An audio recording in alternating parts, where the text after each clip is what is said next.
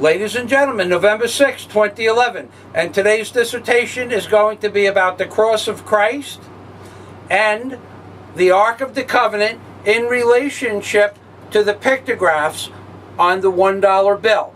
And so that you will understand how my book works, in chapter 2 of the book that we are going to go to immediately, which is Angels on the Ark, is the name of the book by Michael Fazio.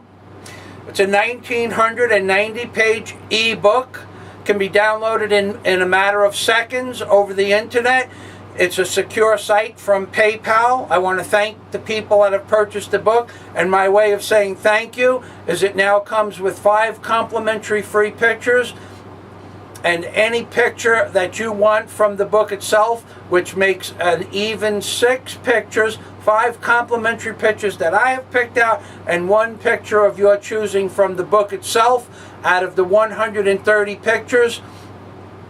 You just tell me, give me the code for the book that you purchased. I send you the pictures in 8 meg resolution. So, as a complimentary gift, you receive 5 and then 1 for your viewing pleasure. This is the book, and then this is the index on the left-hand side of the book. And as you can see, you can expand the index so that you can make the index half of it, so you can go through the different chapters. And the chapter that we are going, this is about the author, the chapter that we are going to go over today is Prophecy in the Form of Pictographs. Now that's too small for me to read, so let's close out the index, or minimize it at least, and we'll go to the, we'll bring it up to 200%, and then you can see it has all the options of a Kindle reader, but it's a computer ebook, soon to be downloaded in Kindle. And the book, and the chapter in number 2 in the book is Prophecy in the Form of Pictographs. And because I didn't bring the screen, Prophecy in the Form of Pictographs, we'll just eliminate that altogether and center this. And we'll bring it down to, let's say, 150%. Prophecy in the Form of Pictographs. What you see is 1/10 of the possible pictographs on the $1 bill. In other words, you only see 1/10. Even if you were looking for all of them, you would only see 1/10 of 1%.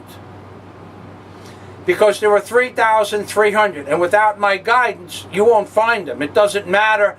I don't care how smart you think you are. It took me 35 years to find most of them, and it was only after I understood aircraft architectural blueprint drawing, drafting, mechanical drawing, Euclidean optics, geometry, physics. I understood 5 different sciences to a high level, and it took me 35 years to discern them. So without the guidance of my book, and then the words in the book in relationship to the words in the Bible, it wouldn't matter. Give it, let's put it like this. In 85 years, 300 million pairs of eyes looked at the $1 bill. And yet Michael Fazio is the only person on the planet Earth to ever see that the Ark of the Covenant sets upon the $1 bill. Why is it that I'm the only person? I can't be the smartest person in the world, because I know that's not the case. Could be one of the most observant people in the world, but that didn't make a difference either, because there are a lot of observant people. However, I was given the same way the entity told me that the cross of Christ was in a suitcase 2 blocks away from my house with my name on it, and then of course the cross was in a manila envelope with the words written for Michael on the manila envelope. Yeah, I know, just a coincidence. In a snowstorm, I decide to walk down the block because I hear a voice that says there's something in a suitcase with my name on it. Yeah, right. Okay. Anyway, it's the same way that I have discovered that the book of Revelation, chapter 4, verse 7, with the 4 beasts, how to fold the bill to show you a bullock, and also at the same time a 6-winged seraphim with the faces of men. And if you notice right at the tip of the $1 bill, it's a perfect face of a bullock or a calf or an ox, even with the tongue licking its chops, which you can see in the larger bill. And then there, of course, is the word 1 on the bill, where these two represent the lion, these two represent the bullock, and the 6-winged seraphim, or the ox, which are 2 of the 4 creatures that are spoken about in the book of Revelation. This represents the eagle on the Ark of the Covenant, because this is a picture of the Ark of the Covenant, and the word 1 in the center represents the tribe of Judah, or one God. God represents Jesus. Jesus is the Lion of the tribe of Judah. Therefore, the 4 beasts spoken about in Revelation 4, verse 7, are the 4 beasts that I have discovered. So in 85 years, no other human being on earth, 300 billion times, somebody looked at the $1 bill, maybe 3 trillion times. No one ever noticed the bullock on the end of the $1 bill except Michael Fazio. Then I write a book about it, a 1,990-page book. I take 10,000 high-resolution pictures. I pick out the best ones. I put it in the book. And then to top it off, I show you in chapter 2 how you can see pictographs, something that took me 35 years to figure out on my own. I give this to you as the 2nd chapter after the introduction to the crazy guy from Howard Beach. That's me, who figured all of this stuff out, who's nothing more than a pretty good carpenter. Again, a carpenter brings you this information. You need to go out and buy this book so that you can follow along with my crazy videos. Instead of spending $12 on 2 beers or some worthless movie ticket that you're going to wait 2 weeks, the movie's going to be on the screen in your house, go out and buy the book. It's 1,990 pages of the best reading. It looks like science fiction, but it's not. It's fiction, folks. Non-fiction, folks. It's the crazy guy from Howard Beach, folks, expounding his philosophy that is going to change the way the world looks at God and change the way the world understands God, because Jesus Christ is a representative of God, as are the other godlike entities that appear on the obverse and reverse of the $1 bill in the form of pictography.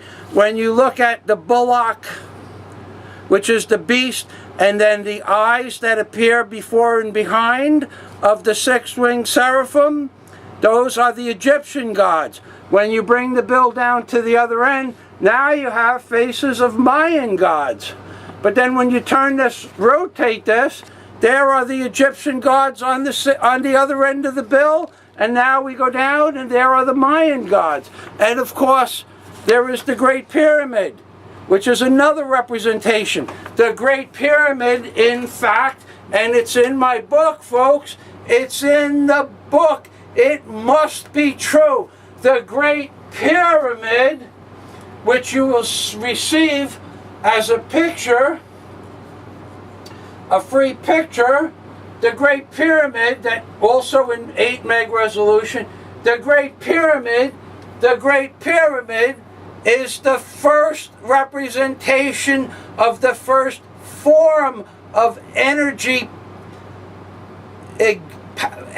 or power symbol that was given unto this world 7,000 years ago. Of course, there was one in Atlantis and one before that, but from our recent history, from 7,000 years ago, the Great Pyramid is the power base that the Lord God gave the people of this world. So the Great Pyramid was placed on the $1 bill as a representation of the Lord God to the Egyptian people. And that's why there are faces of Egyptians. And when you go to my videos called $1 Gods with a Z at the end, all one word, $1 Gods, you'll see the Egyptian faces outlined clear as day, because the Lord God chose to give us all the faces of His representatives that He has sent to this world to help human beings. And moving back, this is all in the form and prophecy of pictographs. This is my discovery. And now there is a gentleman, a minister of all things, named Martin in Michigan, working this weekend in the creation of a comic book series, because we are now looking to create a video, and we are looking for a movie studio to produce a movie, all based on my book. So, ladies and gentlemen, this is not a joke anymore. This is starting to become a powerhouse. You need to go see this for yourself, folks. How some crazy guy from Howard Beach figured all of this out. No one knows, but apparently that's the way it is. And at this point, ladies and gentlemen, you know what time it is, and I know what time it is, and I'm sure they're getting ready to give me a bigger camera.